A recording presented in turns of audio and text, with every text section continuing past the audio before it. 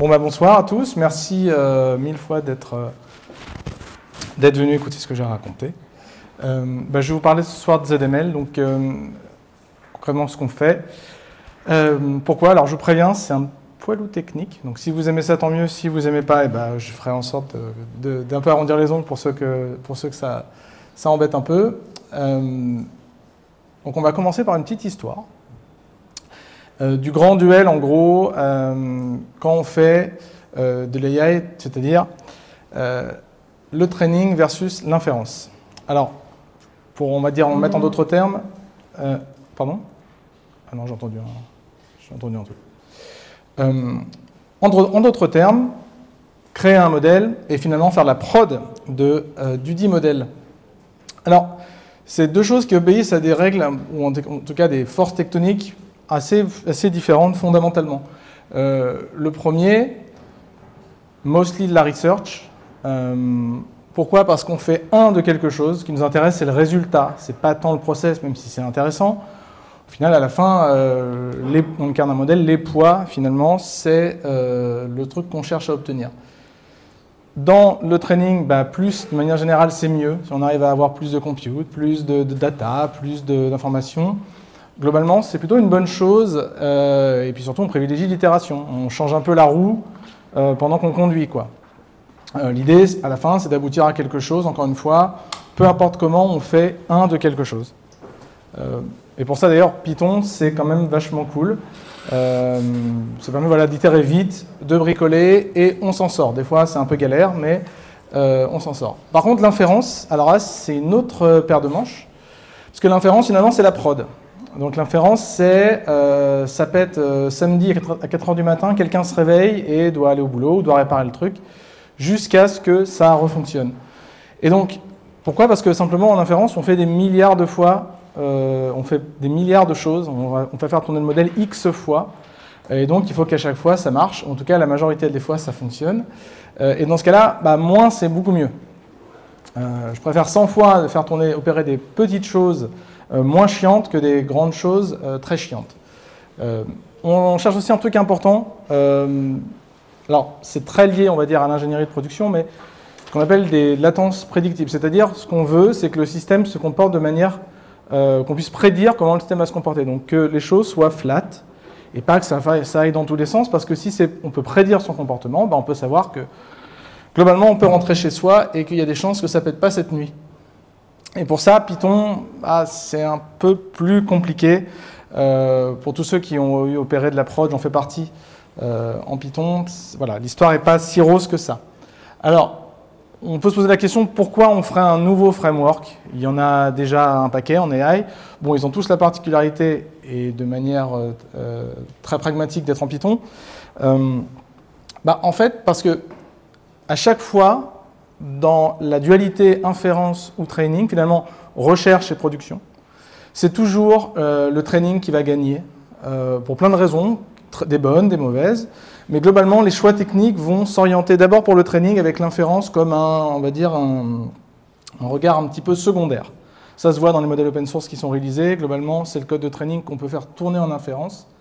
Mais par exemple, un lama qui tourne en inférence et un lama, enfin en prod, on va dire, peut-être pas en inférence, mais en tout cas en prod, et un lama qui tourne, on va dire, de référence sur Hugging Face, c'est pas du tout le même lama, c'est pas du tout les mêmes choses. Alors, c'est pas du tout un dunk sur Python, c'est pas du tout pour parler mal de Python. J'adore Python, moi j'aime bien lancer mes modèles. Et oui. Mais Python, il y a des petits comportements que des fois on aimerait ne pas avoir. Pour ceux qui ont vécu la souffrance, ils se reconnaîtront. Et donc, finalement, à qui s'adresse ce qu'on fait? C'est-à-dire à qui s'adresse ZML, donc un framework d'inférence, nouvelle génération, si je puis dire. Finalement, les ingénieurs de prod qui sont flavored AI, c'est-à-dire les ingénieurs qui vont opérer ChatGPT, qui vont opérer Claude, qui vont faire de la prod, du modèle d'AI en prod. Jusqu'avant, c'est pas une nouvelle race, c'est juste que maintenant les LLM c'est tellement gros et c'est tellement chiant que ça devient un problème de premier rang. Et qu'est-ce qu'ils veulent finalement? Qu'est-ce qu'on veut pour avoir été un de ces gens-là? Qu'est-ce qu'on veut quand on opère des modèles en prod? On veut tout un paquet de choses qui, en fait, n'existent pas dans l'écosystème ou qui, on va dire, qui sont laissés à l'attention ou à l'exercice du lecteur, quoi. On veut par exemple, la première des choses qu'on aimerait avoir, c'est d'avoir le choix dans l'accélérateur. Quand je parle d'accélérateur, je parle de GPU.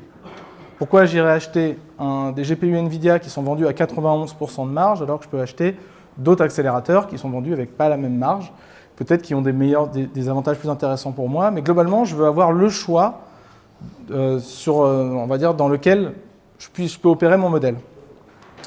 La deuxième chose, c'est qu'on veut que le modèle, ce qu'on appelle, soit compilé, par opposition à interprété.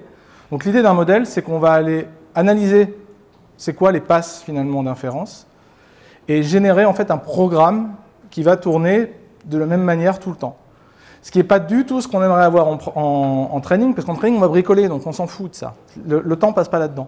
Mais en prod, le temps passe là-dedans. Donc si on compile, on n'a pas besoin de réinterpréter à chaque fois, et on gagne en efficacité, puis surtout quand on se plante, on le sait avant que ça tourne.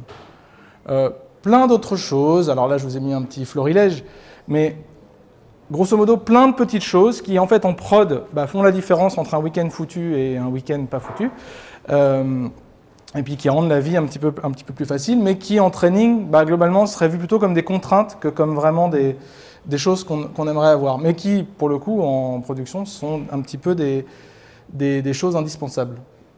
C'est pour ça qu'on a fait du coup ZML. Donc ZML, c'est un framework d'inférence qui marche sur tous les accélérateurs du marché, qui est dédié aux gens qui opèrent des modèles en prod, et qui le fait évidemment à très haute performance. Alors, je vais vous faire un petit pas en aparté, mais en tout cas, je vais vous expliquer un petit peu comment ça fonctionne. Globalement, c'est l'assemblage de plein de technos, donc pour ceux qui connaissent, j'espère que ça vous parlera, et puis pour les autres, je vais vous expliquer un petit peu le principe. L'idée, c'est qu'on a été chercher finalement l'état de l'art sur pas mal de choses, sur les compilers, sur les langages, sur les orchestrateurs. Parce que oui, quand je compile un modèle sur mon Mac, c'est pas une machine Linux. Donc il y a tout un tas de choses que je peux pas faire, que je dois faire du coup. Et donc on va packager tout ça dans ZML. Donc grosso modo, on va aller écrire donc, le langage qu'on utilise pour écrire les modèles. Donc c'est pas du Python. C'est un langage qui s'appelle Zig. Alors si vous ne les connaissez pas, je vous invite fortement à aller voir, puisque c'est une tuerie absolue. Et en fait, en Zig, on va aller écrire, donc décrire le modèle, donc un peu comme en Python, vous feriez matmul, machin, relu, etc. On va faire la même chose dans notre langage, dans notre framework. Ça, on va l'envoyer, on va le générer, donc ce qu'on appelle dans un langage intermédiaire qui s'appelle MLIR. Enfin, c'est un format plus qu'un langage, mais un langage intermédiaire. Et ça, en fait, c'est ce qui va nous donner une manière de parler à l'accélérateur. Le GPU, le TPU, le NPU, ce que vous voulez PU. L'idée, c'est de dire, l'accélérateur, il ne sait pas ce que c'est matmul, il ne sait pas ce que c'est les opérations d'activation, etc. Donc, on va lui donner une sorte de langage très bas niveau pour parler avec lui et de manière agnostique, finalement. Une fois qu'on a ce qu'on appelle IR, donc Intermediate Representation, on va donner ça à un compiler. Donc ça va être le compiler de NVIDIA, le compiler de AMD, le compiler de Google, le compiler d'Amazon, le compiler de tout le monde. Et ça, en fait, ça va nous donner un modèle qu'on va pouvoir exécuter de manière transparente. Donc on tourne sur du NVIDIA, qu'on tourne sur du AMD par exemple, ou sur du TPU, on a juste à dire, en fait, je veux que ça marche sur TPU, un peu comme on ferait aujourd'hui pour des programmes CPU. Et le tout est orchestré, le petit triangle vert, est orchestré par le build system utilisé par Google qui s'appelle Bazel, qui en gros nous permet de tout orchestrer et de tout, on va dire, rendre ce qu'on appelle hermétique, c'est-à-dire qu'on empêche qu'il n'y a rien qui est laissé à l'attention du lecteur, quoi. Quand on dit qu'un modèle tourne sur NVIDIA CUDA, la version de CUDA qu'on utilise, ce n'est pas n'importe quelle version, c'est la spécifique, elle est téléchargée par le MacBook, elle s'est packagée. Ça nous permet en fait de réduire la surface d'emmerde, pour être simple. Je ne vous raconte pas le nombre de... Vous allez voir après, il y a un petit mème. Parce que c'est le quotidien de pas mal de gens. Donc, première chose de ZML, c'est qu'on ne fait que de l'inférence. Techniquement, on pourrait faire du training, mais finalement, on nous ferait chier sur tout ce qui fait que c'est bien en inférence, ce serait finalement un problème, ou en tout cas une contrainte en training, et puis du coup, on a vraiment un fort parti pris, quoi. Le deuxième, donc, comme je vous disais, Zig, c'est le front-end. On a 0 Python dans la stack.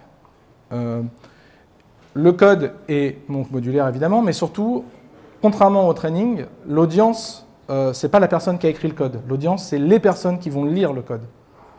Puisque ce qui flingue, ce qui fait que, par exemple, un outage, un week-end, il dure 4 heures au lieu de 10 minutes, c'est que la personne qui va se retrouver à 4 heures du matin à lire le code, pourquoi ça pète, qu'est-ce que je dois fixer maintenant, parce que la personne, elle ne répond pas au téléphone, parce qu'elle dort, etc. Donc la maintenance, c'est ça finalement le nerf de la guerre en prod. Et donc on a un énorme focus sur la lecture plus que sur l'écriture.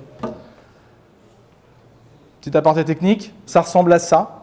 Donc pour ceux qui font du machin, vous allez reconnaître quelques trucs, un matmul. Donc c'est très haut niveau. Mais ça, c'est ce qu'on appelle low array, c'est-à-dire c'est réduit dans du code extrêmement haute performance, puisque il y a plein de choses qui se passent et je serais ravi d'en parler avec vous. On a des petites features sympas, hop là. Pour ceux qui font du ML ici, moi ma préférée, c'est ce qu'on appelle l'axis tagging. L'axis tagging, c'est une manière de dénommer quand on a ces tensors. Donc les tensors, c'est l'unité de base en ML. Les tensors ont des dimensions et en fait l'idée c'est de donner un nom à ces dimensions. Ça s'appelle des name tensors en PyTorch, mais ça ne prend pas vraiment. Et ça fait toute la différence sur la lecture du code, puisqu'au lieu d'avoir, par exemple, si on a une image, donc hauteur, largeur, ben, on n'a pas dimension 0, dimension 1. Et puis dans quel sens, etc. On a hauteur, largeur. Et si on fait des opérations, par exemple, de transposition, donc une transposition c'est inverser 2 axes, on s'en fout, les axes gardent leur nom. Donc ça, en fait, ce que ça permet de faire, ça permet d'injecter une sémantique dans le code qui, en fait, facilite et surtout devient beaucoup plus performante puisqu'on n'a plus besoin de faire d'opérations, ce qu'on appelle de mise en forme des tensors pour rentrer dans les opérations. On peut juste donner la sémantique qu'on veut faire et le compiler s'occupe et du coup, le fait mieux. L'exemple typique, c'est la matmul. La matmul, au sens technologique du terme, c'est un non-sens, c'est tout naze. Parce que lire des matrices en colonne, c'est nul. Donc il y a les fameux row-oriented, column-oriented stockage. Là, si on dit, bah voilà, mon axe c'est le temps, je veux le contracter, ça s'appelle, donc je veux le multiplier, le faire un produit en croix avec l'autre axe, le compiler va être assez intelligent pour les mettre correctement en mémoire, sans que nous, on ait besoin de s'occuper de ça. Ce que ça nous permet de faire, concrètement, ce genre de choses, donc ça ressemble à ça, grosso modo. Là, vous voyez, je fais une shape où je dis, voilà, une taille, et du coup, je peux référencer. Ce que vous constatez, c'est que quand on transpose, ça ne change pas, finalement, la sémantique de l'axe. Et au final, alors voilà, petit détail. Donc là, l'exemple que je vous donne ici, le deuxième, ce que ça vous montre, c'est un matmul, une multiplication de matrice, qui n'est normalement, en théorie, pas possible. Puisque A et B ne sont pas compatibles. Mais en fait, nous, ça devient possible en disant, en fait, on veut juste que ce soit fait sur la dimension K, et ça fonctionne. Et la bonne nouvelle, c'est que ça génère du code beaucoup plus performant, puisqu'il n'y a pas besoin de faire la transposition avant, ce qu'il aurait fallu faire en Torch. Ça, je vous montre un tout petit peu rapidement, c'est une implémentation basique de l'attention, pour ceux qui font des transformers. Donc vous voyez, voilà, quoi, le reste, c'est de la viande, c'est même pas de la viande, c'est du gras, mais la viande est là. Et globalement, c'est hyper simple, quoi. Il n'y a pas de secret. Petit aparté juste sur une techno importante qu'on utilise pour ceux, je sais à qui ça parle, qui s'appelle OpenXLA. Donc OpenXLA, c'est à la base un projet qui a été créé pour TensorFlow par Google en 2017. En 2022, il y a eu un ralliement de tous on va dire, les fabricants de hardware. Derrière, alors OpenXLA, c'est un écosystème, mais c'est plein de choses. Et la bonne nouvelle, c'est que, grosso modo, c'est un peu de facto le compiler, on va dire celui qui a le plus de momentum, quoi. La particularité qu'il a, OpenXLA, c'est qu'en fait, il permet, on va dire, à chaque fabricant de briller un peu sur ce qu'il sait faire. C'est fondamental pour les fabricants de chips, parce que niveler par le bas, pour eux, c'est une catastrophe. Personne n'a envie de se soumettre, par exemple, à l'API CUDA. C'est d'ailleurs pour ça qu'AMD, littéralement, a racheté des projets qui faisaient ça, racheter des programmes CUDA sur AMD, il les a rachetés pour les tuer. Parce que personne ne veut être derrière, en fait. Et donc c'est un exemple. On utilise du coup, c'est ce qu'on appelle un optimizing compiler, c'est-à-dire qu'il va analyser le programme, faire ce qu'on appelle des fusions d'opérations. Donc là, on est dans le dur, mais en gros, ça va très vite. Et là, on va vraiment chercher la perf de la perf, et du coup, en utilisant surtout les outils des fabricants, puisque c'est eux finalement qui connaissent le mieux leur chip. On a plein de choses aussi sympas pour ceux qui font un peu de prod. Le cross-compiling, c'est le numéro 1, mais c'est tout con. Mais le cross-compiling, ça peut vite gâcher une semaine. Donc le fait de dire, bah, je suis sur mon Mac, je déploie sur Linux, bah, qu'est-ce qui se passe? Donc tout ça, pour nous, c'est géré, on a plein de choses. On a du trimming, ce qu'on appelle trimming sandboxing. Ça permet de diviser la taille de CUDA par 10. Donc là, on passe sur des start times qui sont en quinzaine de minutes à des start times qui sont en quinzaine de secondes. On fait des archives autodéployables, donc c'est-à-dire qu'on n'a pas besoin de ce qu'on appelle de provisioning. Pour ceux qui ont entendu parler du terme, on appelle ça MLOps. Bon, le MLOps, finalement, c'est un terme un peu, une réaction un peu immunitaire à gérer les emmerdes de prod liées à CUDA, quoi. C'est pas moi qui l'ai fait, mais vous voyez l'état de l'art de la souffrance des gens sur Twitter.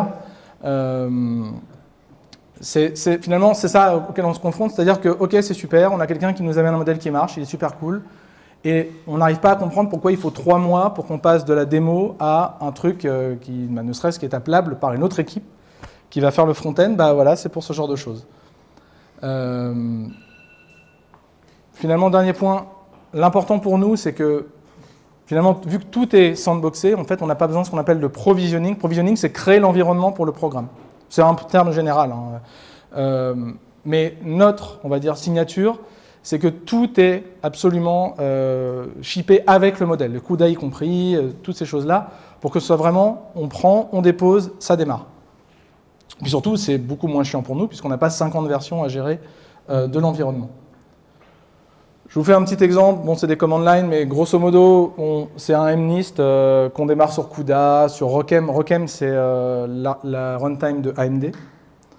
On voit 3 commandes. La première, elle démarre le MNIST sur CUDA. La deuxième, elle cross-compile, elle fait une archive, donc un tar, pour Linux. Donc là, tout ça, c'est depuis mon Mac. Hein. Pour Linux, pour ROCm, et je prends le tar, je le lance sur une machine qui n'a pas ROCm, ça démarre quand même. Et la dernière, ça c'est mon petit plaisir à moi, c'est qu'on fait ce qu'on appelle des modèles qui sont omni. C'est-à-dire c'est des modèles qui démarrent au runtime, peu importe sur l'accélérateur sur lequel ils sont. Donc si je prends cette archive, je la mets sur du NVIDIA, il va démarrer. Je prends la même archive, donc je n'ai pas besoin de recompiler quoi que ce soit, je prends la même archive, je la mets sur AMD, elle démarre. Évidemment, à perf qui va bien. Merci de nous starer, si vous avez aimé ce petit talk. Bon, je vais faire mon petit muscle flex. On a eu Yann qui nous a fait un tweet très gentil, donc du coup j'en profite. Hein. Bon, je sais qu'il y a des vétérans après moi qui connaissent, mais... alors, c'est quoi la suite pour nous finalement? Voilà, plus de chips, plus de modèles, plus de modalités évidemment, tout ce qui est Vision LLM, tout ça, toutes ces choses-là. Plus d'intégration évidemment, mais surtout une stack de serving, c'est sur lequel on passe notre temps aujourd'hui. Hop là. Donc c'est ce qu'on appelle LLMD chez nous, vous avez un screenshot. Donc c'est notre serveur LLM, là il se trouve qu'il démarre sur ROCm. Mais, c'est notre flagship product qu'on va launcher bientôt j'espère, qui est plus rapide que tout le monde, et surtout qui démarre en 15 secondes, donc, versus 15 minutes hein, pour ceux qui ont dû faire de la prod. Merci à tous, voilà quelques command lines si vous êtes curieux. Si ça ne marche pas, vous avez le droit de me harceler sur Twitter. Et puis je vous remercie.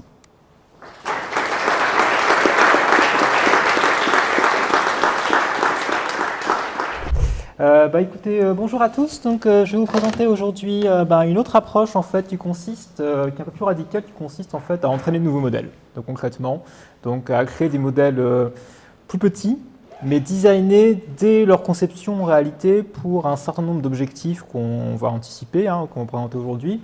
Donc il s'inscrit un peu dans la vogue de ce qu'on appelle aujourd'hui les Small Language Models, donc les SLM. Donc aujourd'hui on parle de plus en plus de cette catégorie, alors, qui est un peu controversée parce qu'en réalité dès l'origine même GPT-2 était considéré comme un large language model quand sa création, et aujourd'hui maintenant il sera considéré comme un très petit SLM.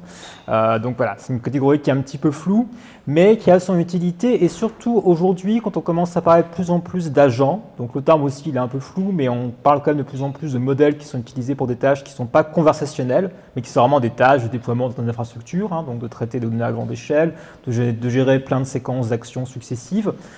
On a besoin de revenir sur les tailles qui sont plus petites. Et ça tombe bien parce qu'on a tout un appareillage en fait, qui nous permet aujourd'hui de créer en fait, des modèles qui soient performants en étant petits, et c'est ce que je vais vous présenter un petit peu rapidement aujourd'hui. Alors, on va voir pour la sensibilité du coup. Alors oui, effectivement, c'est très sensible. Oh là. Voilà, très bien. Non, ça. Je vais essayer de le prendre à la main, sinon. Ouais, ok. Ok, très bien. Bon, je vais venir rapidement. Donc, Playas, donc en fait, on s'est créé il y a 1 an. Donc, on est une entreprise française avec donc cette idée de, qui est un petit peu double, hein, donc qui est à la fois de créer en fait des modèles qui sont pensés pour l'industrie régulée. Donc là, je vais en revenir un petit peu dans la première partie sur les questions aussi d'accès à la donnée. Donc ça, c'est aussi un sujet qu'on ne discute pas souvent dans le contexte de pré-training, justement, mais dont on va parler. Et puis, donc, avec une logique un peu de verticalisation. Bon, je vais plutôt venir directement sur le sujet. Je vais y aller un peu en 2 étapes. D'abord sur la question, c'est quoi un SLM, comment ça se crée, et ainsi de suite. Et après, je vais parler plutôt sur l'aspect spécialisation, en fait, avec des concepts qui sont assez neufs aujourd'hui. Je ne pense pas qu'ils soient très connus encore aujourd'hui. Donc, on parle pas mal aujourd'hui de mid-training, donc qui n'est pas du post-training, qui n'est pas du pré-training, qui est entre les deux. D'autres notions aussi qui sont, on va parler un peu de données synthétiques aussi, donc qui sont un aspect essentiel de comment on crée ces modèles en premier lieu aujourd'hui. Et c'est vrai qu'il n'y a pas encore tellement de recherche ouverte là-dessus. Donc, ça, c'est des choses que font les grands labs, OpenAI, Anthropic, c'est ce qu'ils font concrètement aujourd'hui. C'est comme ça qu'ils créent des outils comme OpenAI, Deep Research. Cohen, lorsqu'ils sont sortis leur modèle, c'est la même chose. Hein, il y a eu toutes ces recettes qui ont été mises par derrière, mais il n'y a pas encore tellement de publications ouvertes sur le sujet. Donc, c'est aussi un peu l'occasion d'y revenir. Donc, je vais aller rapidement. Hop, si j'y arrive. Alors, une des raisons pour lesquelles on a créé Playas, d'abord, c'est parce qu'on avait d'abord une expérience de déploiement en fait, des modèles plutôt pour tout ce qui était service public, tout ce qui était industrie régulée. On avait constaté en fait, des problèmes récurrents, notamment en Europe, où on a la régulation qui arrive, qui s'appelle la REACT, et on a aussi des besoins propres au secteur. En fait. Donc, historiquement, tout ce qu'on faisait en machine learning, on avait quand même une logique d'auditabilité, hein, donc on sait sur quelle donnée c'est entraîné. Alors évidemment, ce n'est pas des volumes de données qui sont considérables, mais du coup, ça pose la question de est-ce qu'on pourra réussir à faire la même chose pour le pré-training. Alors, ce qui est souvent répété, et même OpenAI l'a dit, c'est que c'est impossible d'entraîner sur des données qui sont dites ouvertes, au sens où elles respecteraient un droit d'auteur, au sens où on peut concrètement les republier en Europe. Donc là, c'est une notion de relisabilité, en fait, vraiment aussi, parce qu'en Europe, on a une exception au droit d'auteur qui s'appelle l'exception text mining, qui permet d'entraîner sur des données soumises au droit d'auteur. Mais cette exception, elle ne permet pas de publier les données, qui est quand même une demande qui est importante pour pouvoir faire l'auditabilité, la diffuser, ainsi de suite. Donc aujourd'hui, ce qui se passe concrètement aujourd'hui, c'est qu'il y a un vrai problème sur la donnée qui est aussi un problème scientifique en réalité. C'est qu'on n'en parle pas, on ne la documente pas, il y a très peu, souvent regardez les sections des rapports de modèles publiés par OpenAI, Anthropic, vous allez avoir des caisses sur comment on a sécurisé les modèles, la section de données, ça va être un paragraphe grand maximum. Donc ça, c'est déjà un peu un premier problème, et ça pose aussi des questions du coup pour le déploiement à grande échelle, parce que ce qui se passe concrètement aujourd'hui, c'est qu'on va utiliser des données qui sont issues de command crawl, donc qui sont récupérées en masse sur le web, sans beaucoup de contrôle, ce qui pose des vraies questions de ce qu'on appelle notamment l'empoisonnement, en fait, donc data poisoning, en fait, qui permet, comme s'il y a un peu de contrôle, on ne sait pas comment c'est fait, il n'y a pas d'outil externe, il n'y a rien qui empêche finalement une puissance extérieure, par exemple, d'aller contaminer un sujet en particulier, et d'inonder de documents, et après, comment est-ce qu'on peut empêcher ça? C'est très compliqué. Donc, je ne vais pas rentrer trop dans les détails, mais je pense que ce qui est important, c'est qu'en Europe, aujourd'hui, le déployeur est entièrement responsable, concrètement. Dès que vous déployez un modèle, c'est vous qui êtes responsable de ce qu'il produit. Ce qui évidemment pose plein de questions. Dès qu'on se trouve dans un secteur un petit peu paranoïaque, pour plein de raisons, produire des contenus qui sont soumis au droit d'auteur, c'est problématique. Produire des contenus aussi dont on n'aide pas forcément l'alignement, et là, c'est le problème qu'on a aujourd'hui avec les modèles chinois, hein, qui sont très bons, mais comme DeepSeek, comme Qwen, on sait qu'ils sont quand même alignés sur des valeurs qui ne sont pas forcément les nôtres. Ça pose quand même énormément de questions. Et puis le dernier point quand même que j'insiste quand même là-dessus, parce qu'aujourd'hui on parle beaucoup de modèles à contexte long, et là c'est assez important pour l'identification. Aujourd'hui les modèles ne sont pas forcément entraînés pour ça. On parle aussi du problème qu'aujourd'hui les modèles ne sont pas adaptés aux données structurées utilisées en entreprise, tout ce qui va être format XML, RDF, tous les standards que vous pouvez imaginer. Les modèles ne sont pas entraînés là-dessus non plus. Donc on a quand même un problème d'adéquation de ce point de vue-là entre ce qu'on peut faire avec et ce qui est possible de faire par derrière. Donc je ne vais pas rentrer trop dans les détails, mais en fait le point de départ pour laquelle on a créé Playas, c'est ce constat un peu de, je dirais, une tragédie des communs, c'est-à-dire au sens où il y a eu plein d'initiatives qui avaient été faites pour créer la donnée ouverte, pour l'entraînement de modèles, parce que finalement on pourra avoir assez de données, mais le problème évidemment c'est que si vous utilisez des données qui sont mises au droit d'auteur, vous risquez d'avoir des choses qui sont suspendues. C'est ce qui s'est passé avec The Pile, qui est un des grands projets de pré-training ouvert lancé par l'auteur, hein, ils ont dû suspendre une bonne partie de la base, donc c'est une vraie question. Ce qu'on a réussi à créer, voilà, c'est ce qui s'appelle Common Corpus. Donc vous pouvez le consulter sur Hugging Face. Aujourd'hui, c'est le plus grand corpus ouvert pour l'entraînement de modèles. Donc par ouvert, j'entends qu'il est releasable en Europe et dans le reste du monde.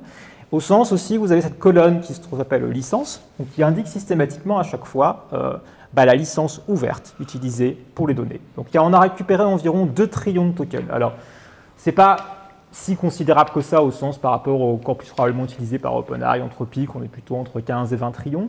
Mais néanmoins, pour vous donner une idée de l'échelle, tout ce qu'a publié Wikipédia en français, c'est 2 milliards de tokens. Donc on est à peu près à 1000 fois ça. Donc on est quand même sur des échelles qui sont vraiment très importantes.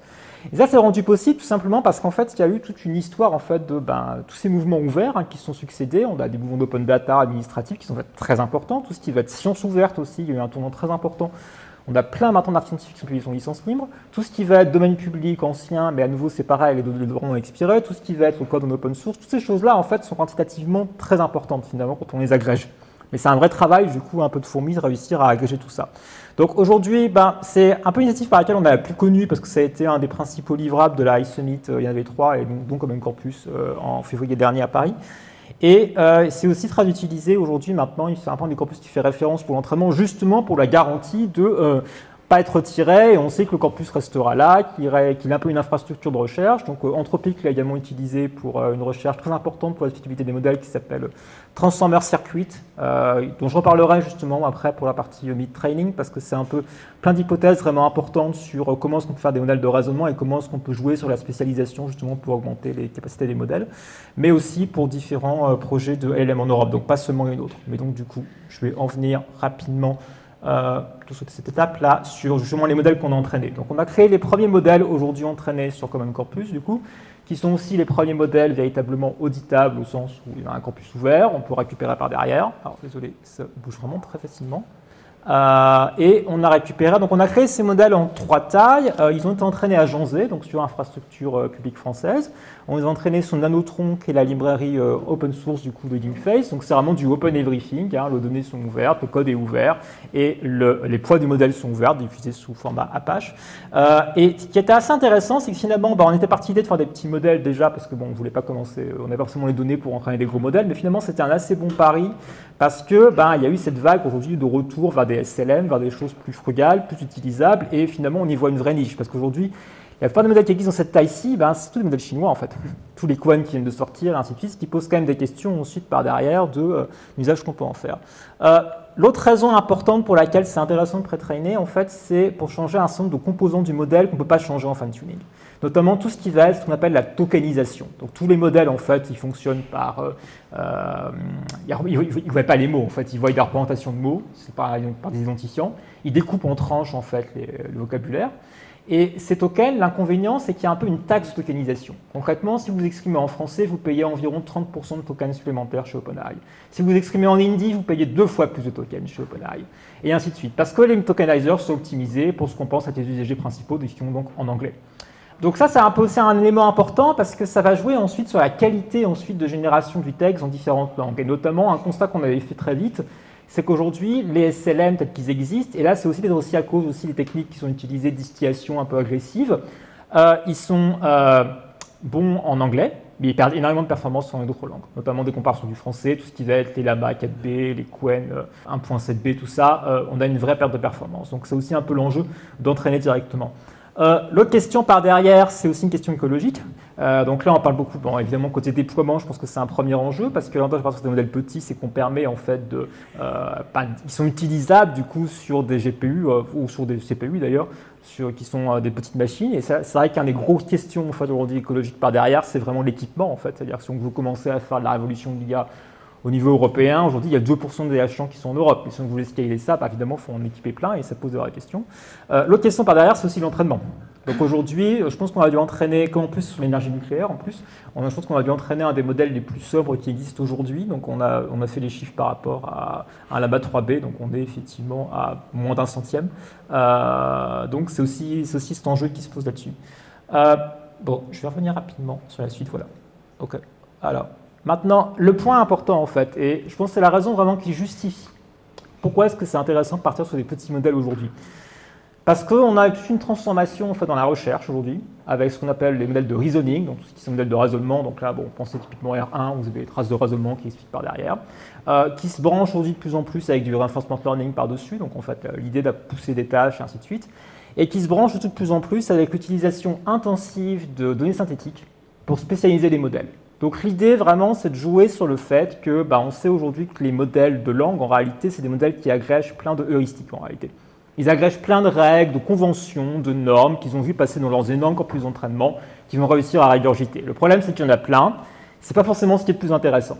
Et l'objectif du synthétique, c'est un peu de créer un peu comme des jeux, et là on revient un peu même à une logique qui était un peu celle d'AlphaGo en réalité, de créer une sorte d'émulation, en quelque sorte, de situation où on pense que le modèle va être particulièrement utile. Donc là, il peut y en avoir plein, ça peut être dans un contexte industriel, ça peut être dans plein de choses. Nous, ce qui nous a plutôt intéressé, c'est l'aspect recherche. Donc, ce qui ressemble un petit peu du coup à ce qu'OpenAI a probablement fait pour Open Deep Research, même s'ils ne l'ont pas officiellement documenté. Donc, on fait partie un peu des initiatives qui ont un peu voulu reproduire ça. Et c'est un peu ce jeu-là qu'on va essayer de déployer. Donc, désolé, j'ai un peu du mal avec cette souris. Donc, le point de départ qu'on a eu, en fait, c'est vraiment une question en fait, qui est un peu prédominante sur la question de l'hallucination. Alors, moi, j'ai une historique par rapport à ça, c'est que je suis administrateur sur Wikipédia, donc depuis 10 ans maintenant. Et je trouve que Wikipédia a une problématique qui est assez similaire à celle des LLM. Sur Wikipédia, on ne signe pas. Il n'y a pas de signataire. Il n'y a pas de responsable de l'article. Donc, concrètement, comment est-ce qu'on peut faire en même temps un discours qui soit plutôt fiable sur Wikipédia? On peut le faire parce qu'on appelle la vérifiabilité. Concrètement, sur Wikipédia, vous allez citer vos sources. Parce que c'est une encyclopédie, c'est une source tertiaire, donc vous allez répercuter ces sources-là. Et la réflexion que, du coup, on a eue lorsqu'on a pensé à la spécialisation de ces modèles pour tout ce qui va être Retrieval Augmented Generation, qui est aujourd'hui un des principaux cas en entreprise où on utilise ces modèles. C'est pourquoi est-ce qu'on ne fera pas des modèles qui citent nativement leurs sources. Et en réalité, il y en a aujourd'hui dans le commerce, donc c'est ce que fait Anthropic avec son mode de citation, qui a été sorti en janvier dernier. Alors, désolé, je vais poser la souris parce que sinon ça va être... voilà. Bon, je vais monter un peu plus loin. Voilà.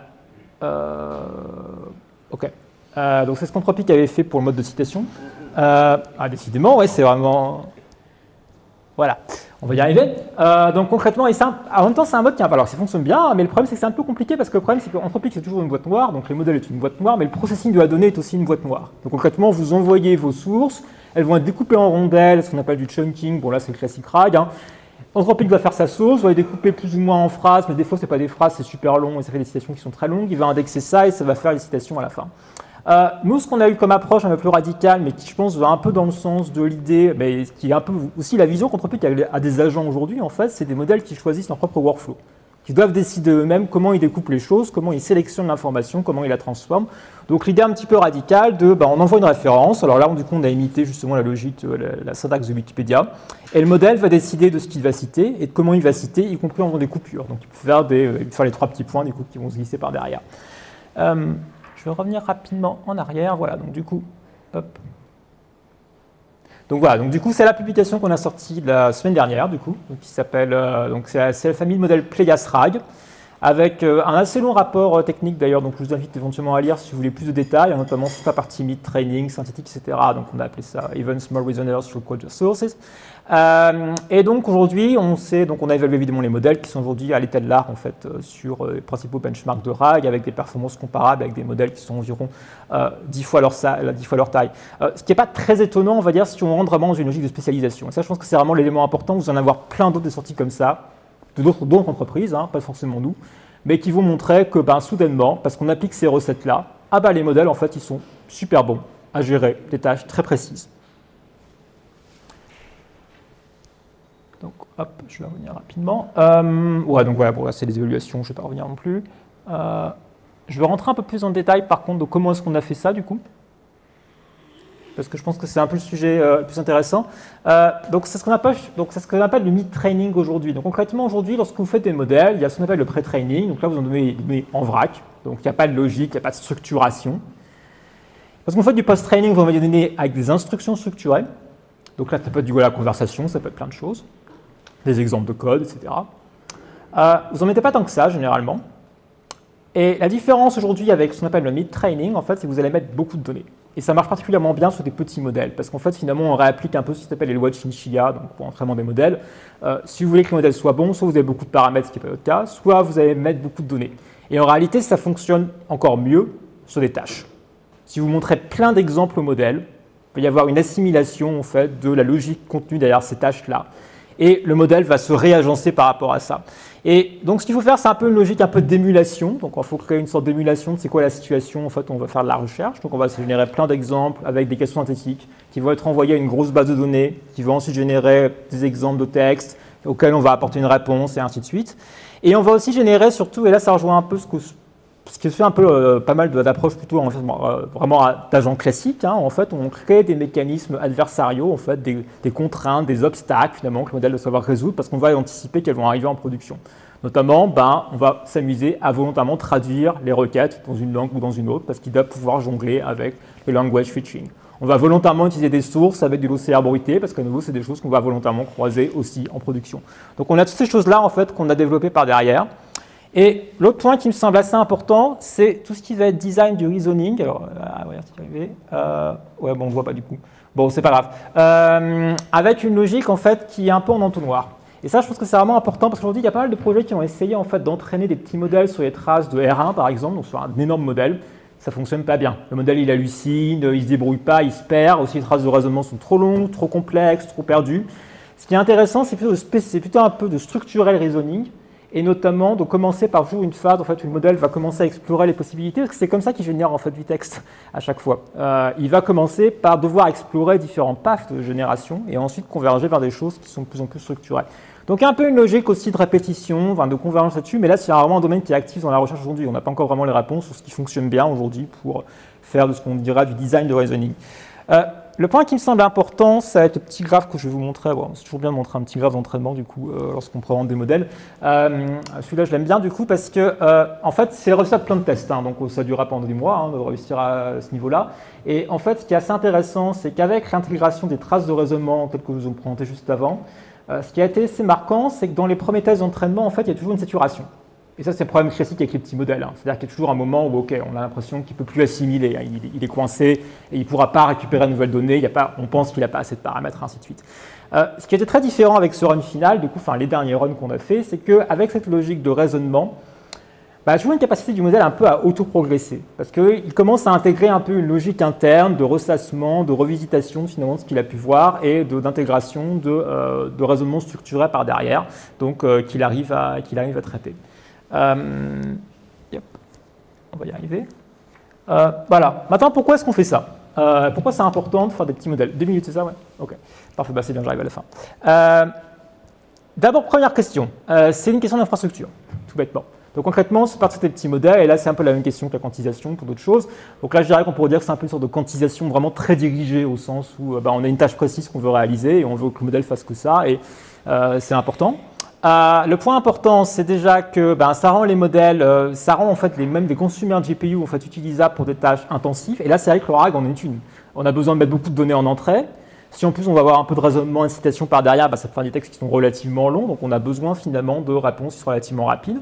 Ça le rend exploitable en CPU, concrètement, et ça c'était un gros problème avec le RAG, ça met des plombes pour l'avoir testé, et là on redescend à des normes qui sont progressivement acceptables. Bon, il y a encore de quoi gagner, mais du coup c'est effectivement un peu un premier aspect important. L'autre point, attendez, est-ce que j'ai... Ah oui, du coup, oui, en fait c'est bien, du coup je vais en parler un peu de la gentrification du coup. L'autre point important, c'est d'anticiper en fait, le fait que de plus en plus ces modèles vont prendre des décisions, concrètement. C'est-à-dire qu'on sort un peu de la logique des modèles de pure conversation, qui vont juste répondre à une question qui sont posées, des modèles qui vont décider en fait, et on commence à anticiper un peu comment on va structurer une infrastructure de recherche. Donc concrètement, à chaque étape, le modèle il reçoit une requête utilisateur, il reçoit des sources, il peut checker la requête, il peut se dire « Ah, mais finalement, elle est mal formulée ta requête, je ne comprends rien », ce qui arrive souvent en réalité, et il décide du coup de la reformuler, elle peut être renvoyée du coup pour la requêtage ou pas. Et pareil pour les sources du coup, donc ça embarque aussi un certain nombre en fait, de modules qui sont courants aujourd'hui dans le RAG, mais qui je pense de plus en plus vont être réintégrés dans les modèles eux-mêmes. Et là c'est une dynamique générale qu'on va voir aujourd'hui. Tous les workflows, les Llama Index et compagnie vont être réinjectés directement dans les modèles parce qu'on commence à avoir une bonne vision aujourd'hui de ce qui peut se faire et on commence à avoir des bons outils justement pour agentifier les modèles. Donc, il peut évaluer ensuite les sources, les re-ranker, dire qu'ok, elles sont bonnes, elles ne sont pas bonnes ou elles ne sont pas là. Et il peut du coup décider si jamais il fait juste un refusal, au sens où il va dire non, je ne veux pas répondre à cette question. Ou au contraire, il va dire non, c'est bon, je peux répondre. Au contraire, il peut faire une réponse courte. Il peut du coup abréger son reasoning. Donc, est-ce qu'il contrôle vraiment un peu son propre workflow et se dire non, mais c'est plus économe que je n'aille pas commencer à cogiter comme un malade. La question, elle est relativement triviale. Allons-y, répondons. Donc, bon, voilà. Là, c'est un peu aussi un aperçu, je pense, des modèles qui vont un peu... À nouveau, c'est des approches qui, je pense, vont quand même se généraliser dans pas longtemps. Et je vais terminer sur un dernier point qui me semble vraiment important, c'est la question du langage. C'est-à-dire qu'aujourd'hui, une des raisons pour lesquelles on a fait ça, il n'y a pas de bon SLM en français. C'est-à-dire au sens où à chaque fois, on va avoir des pertes de performance qui sont relativement importantes, de l'ordre de 20 à 30% selon les tâches. Et la qualité du langage en souffre aussi beaucoup. Alors là, j'ai testé dernièrement le Qwen à 600 millions qui est sorti il n'y a pas longtemps. Et il sait résoudre des tâches, mais le langage en français est absolument exécrable. Donc, ce n'est pas des choses qu'on peut déployer aujourd'hui. Et aujourd'hui, du coup, ce qu'on peut voir, c'est que notre petit modèle, là, notamment, c'est encore plus fréquent pour le petit d'ailleurs, même étonnamment, la déperdition est quasiment nulle en fait. Donc, on a vraiment une équivalence sur toutes les grandes langues européennes qu'on voulait aujourd'hui cibler. Donc, je vais peut-être m'arrêter là et pour laisser un peu de temps pour les questions. Et je vous remercie.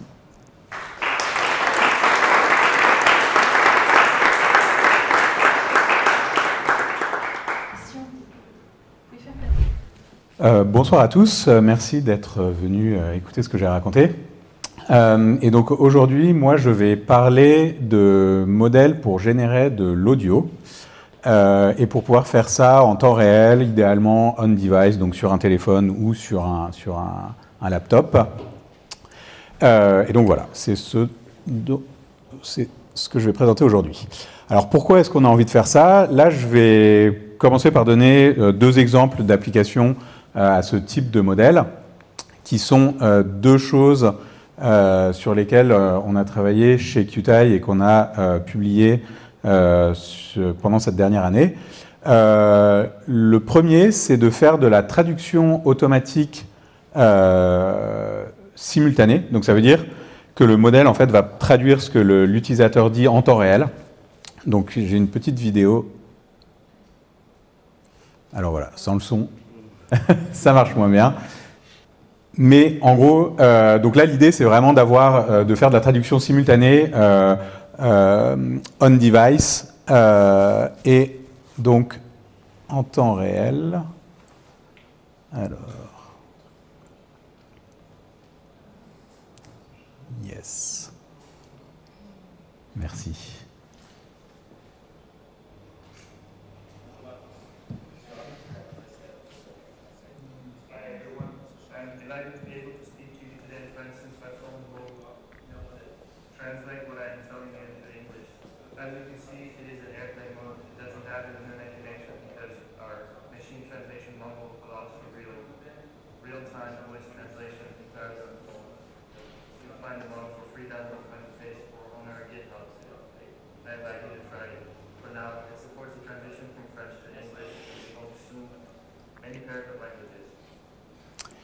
Et donc, voilà, donc là, ici, l'idée, c'est vraiment d'avoir un système donc en gros, qui va vraiment s'adapter à la vitesse de locution de l'utilisateur, donc notamment qui va attendre quand il a besoin de plus de contexte pour pouvoir traduire et vraiment s'adapter de cette manière.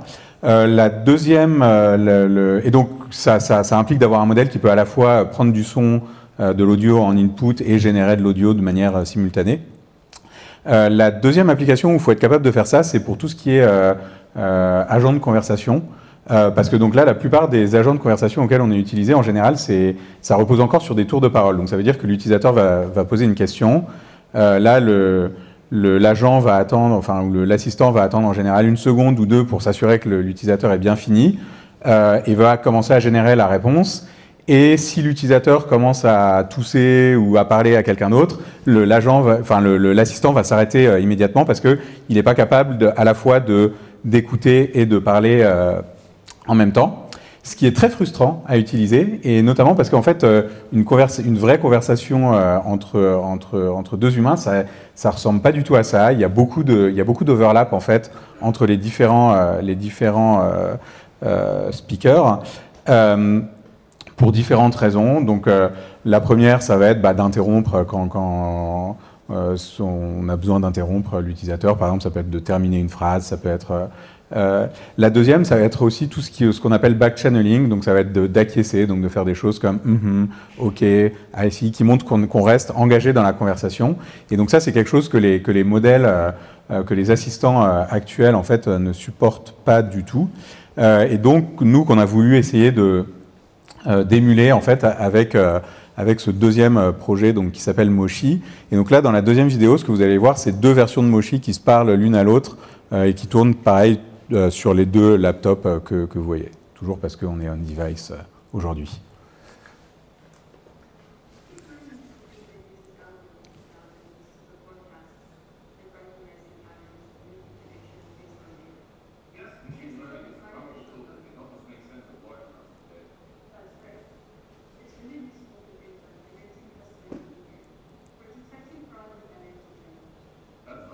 Et donc, peut-être qu'on peut arrêter la vidéo ici. Et donc, en fait, là, ce que vous voyez aussi, c'est que la latence est très faible. Les modèles vont être capables de continuer, de ne pas s'interrompre tout de suite de manière très, très abrupte quand ils sont coupés.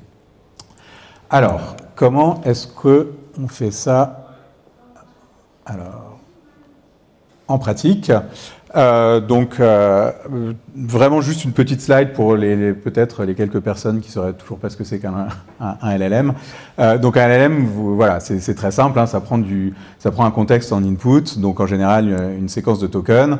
On applique un gros neural network et ça va nous générer ça va nous donner une distribution sur le mot qui pourrait suivre ce contexte. Et donc après, on peut appliquer différentes manières de générer du texte avec ça. Donc par exemple, sampler ou prendre le mot le plus probable.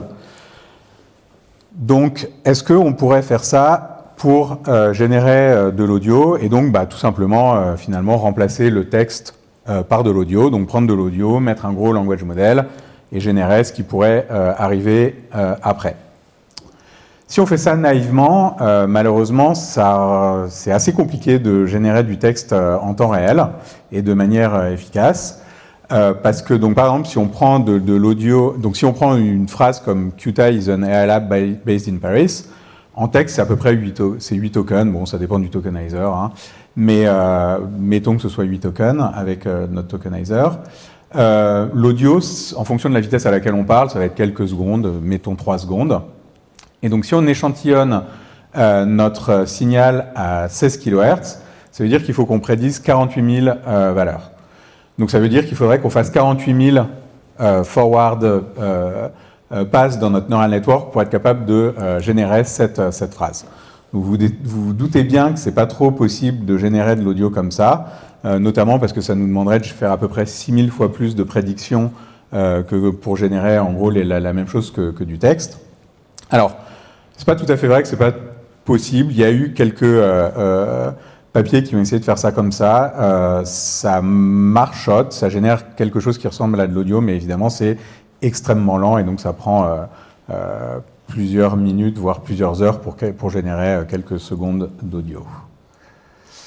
Donc qu'est-ce qu'on va faire? À la place, en fait, ce qu'on va faire, on va représenter notre audio de manière beaucoup plus compressée. Et donc on va faire ça tout simplement en utilisant ce qu'on appelle un codec. Hein. Donc les codecs, c'est quelque chose qui servent justement à prendre de l'audio et le compresser, donc initialement pour le stocker ou pour le communiquer. Et donc là, on va s'en servir en fait pour obtenir une représentation beaucoup plus compressée, enfin de beaucoup plus petite taille de notre audio pour pouvoir générer ça en temps réel. Et donc ici, ce que l'on va utiliser, c'est qu'on va utiliser, en fait utiliser des codecs qui reposent sur des neural networks et donc qui fonctionnent, dont le principe de fonctionnement est assez simple.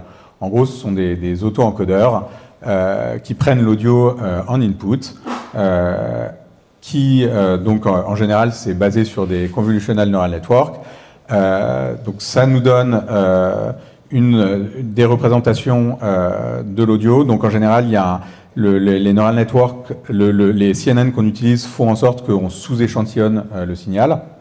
Donc en gros, on va avoir du pooling, par exemple, au milieu dans notre réseau qui fait que si on part avec d'un signal à 16 kHz, en fait, on va avoir des représentations à la fin de notre encodeur qui vont être à une fréquence beaucoup plus faible que ça, quelques dizaines de hertz en général. Et ensuite, donc on peut essayer de reconstruire notre audio à partir de ces représentations avec un décodeur. Et en fait, au milieu, on va mettre un bottleneck discret qui en fait va prendre une frame et va quantiser chacune de ces frames dans un certain nombre de valeurs discrètes. Et donc là, la manière de quantiser en fait chaque frame que l'on utilise, c'est quelque chose qui s'appelle Residual Vector Quantization. Donc en fait, l'idée, une des manières les plus simples de quantiser des vecteurs, c'est de faire k-means et de représenter chaque vecteur par le centroïde auquel il est associé. Ici, on va faire quelque chose qui ressemble beaucoup à ça. Donc on va faire ça une première fois. Et le problème quand on fait ça, évidemment, c'est qu'on a une erreur de quantisation qui est assez importante. Donc la différence entre le centroïde et le vecteur initial est assez importante. Donc on va prendre cette différence et on va la requantiser de la même manière.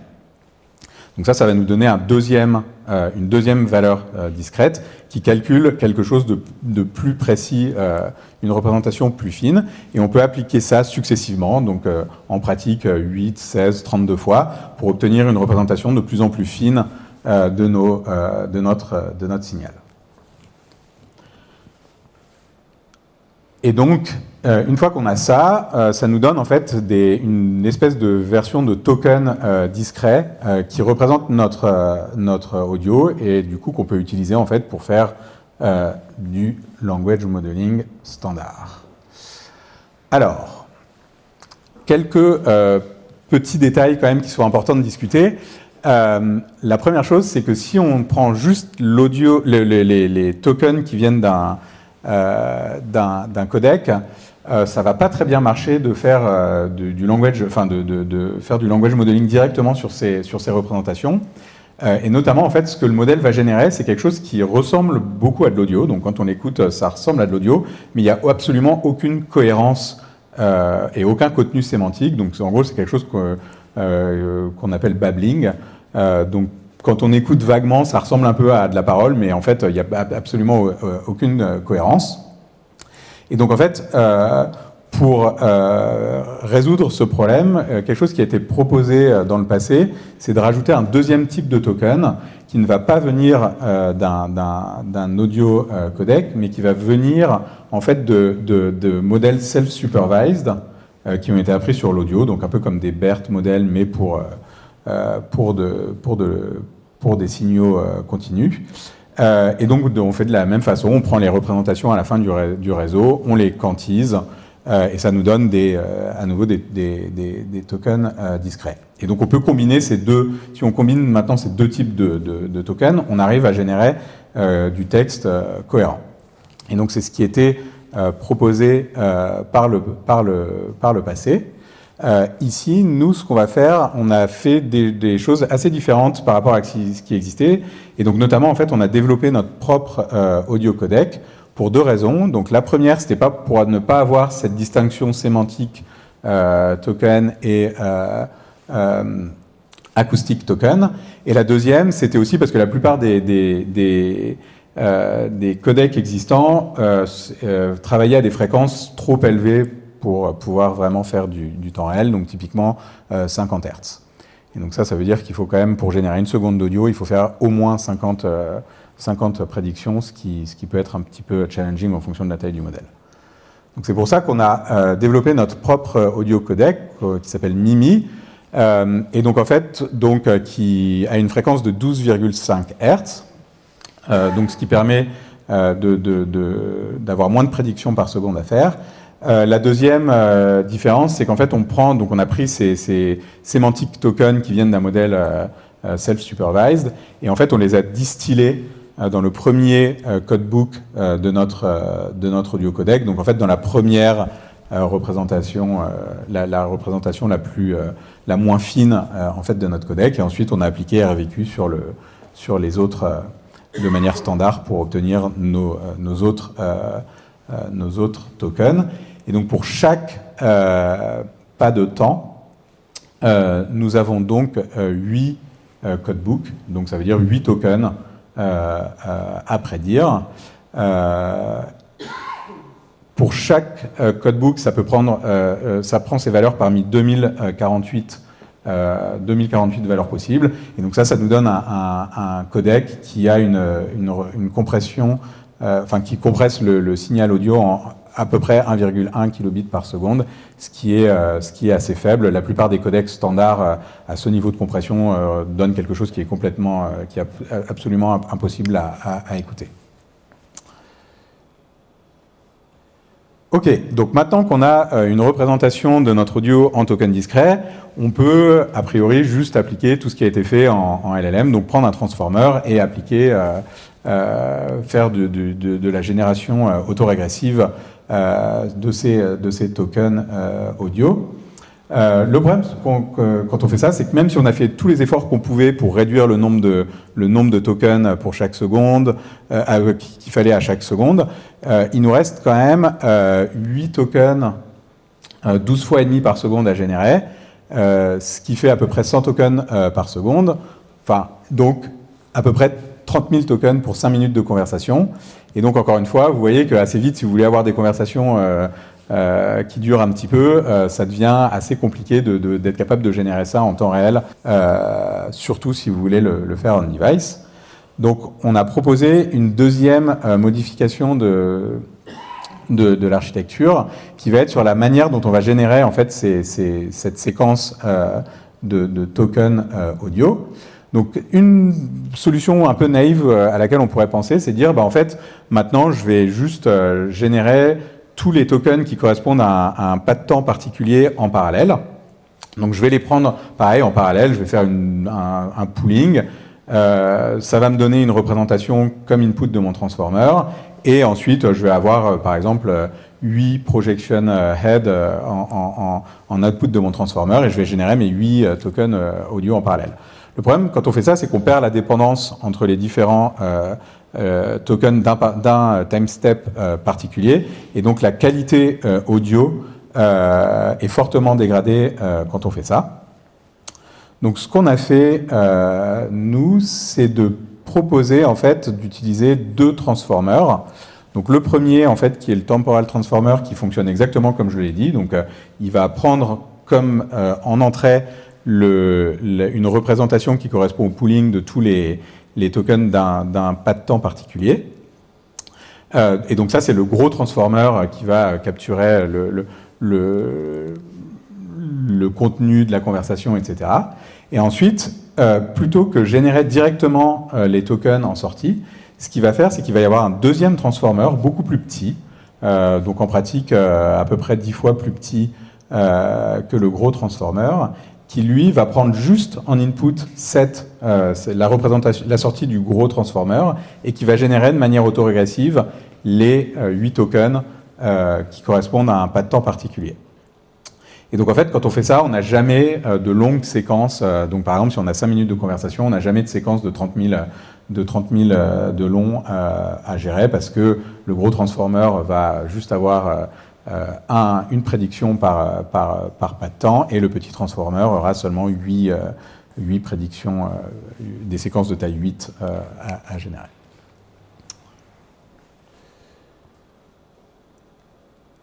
Alors, je ne sais pas comment je suis en termes de temps, 3 minutes, ok, donc je vais essayer de faire vite.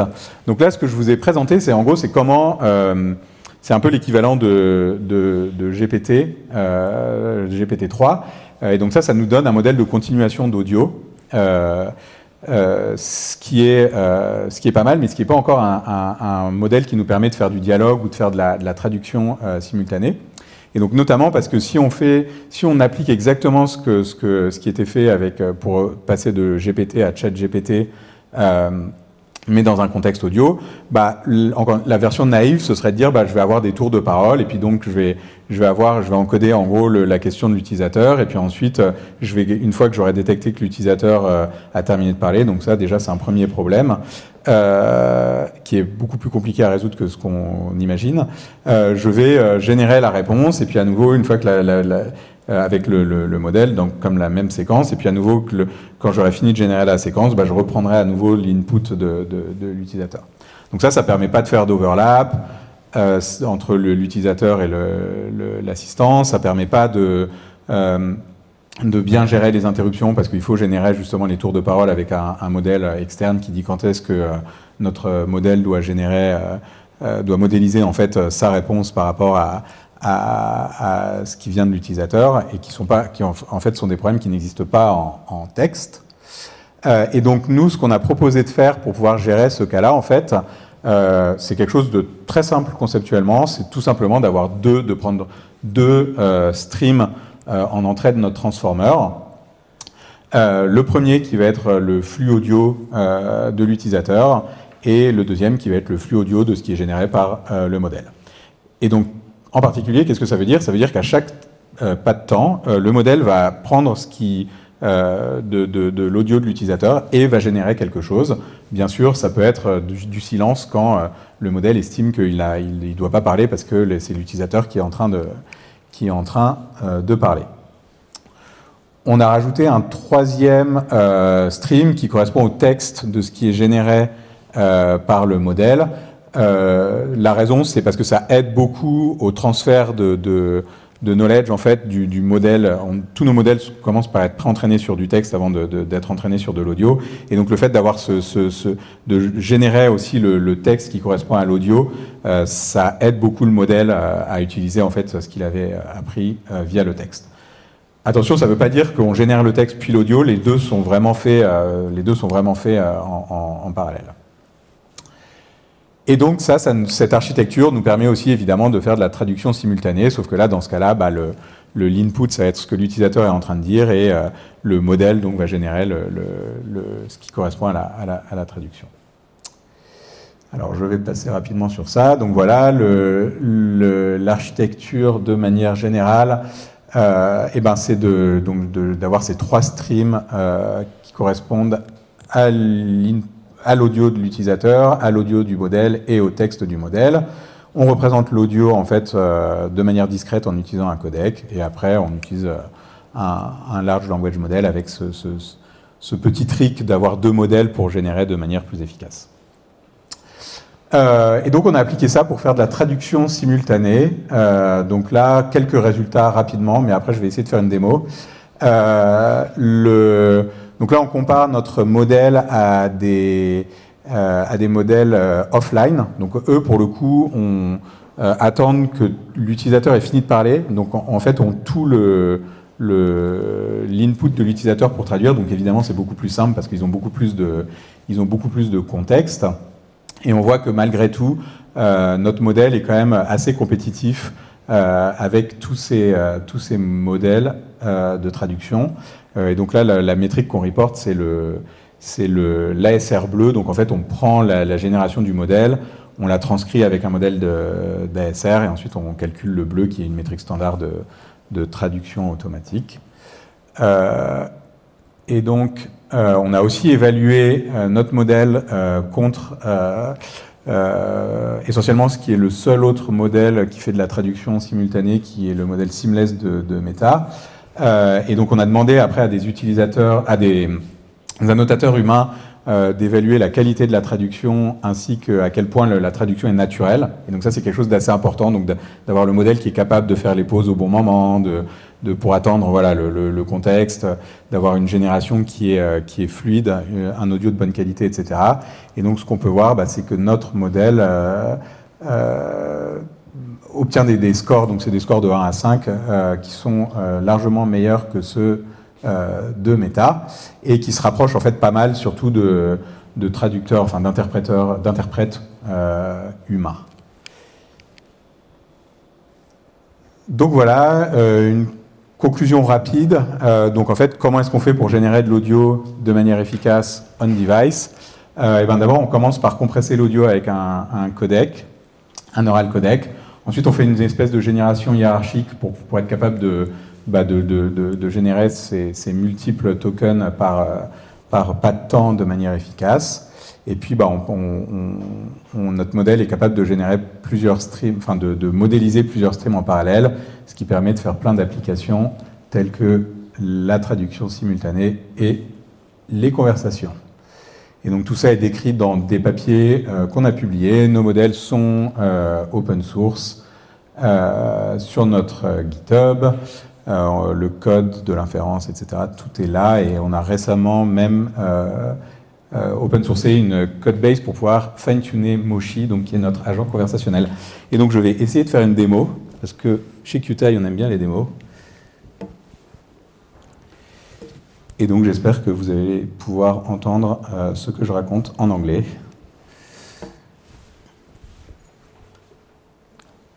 Bonjour, je suis ravi de pouvoir vous présenter aujourd'hui un modèle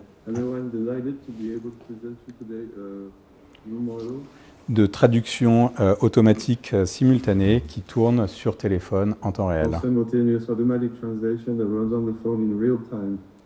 Je suis disponible pour toute question que vous pourriez avoir sur ce modèle. Et voilà, c'est la fin de ma présentation. That's the end of my presentation.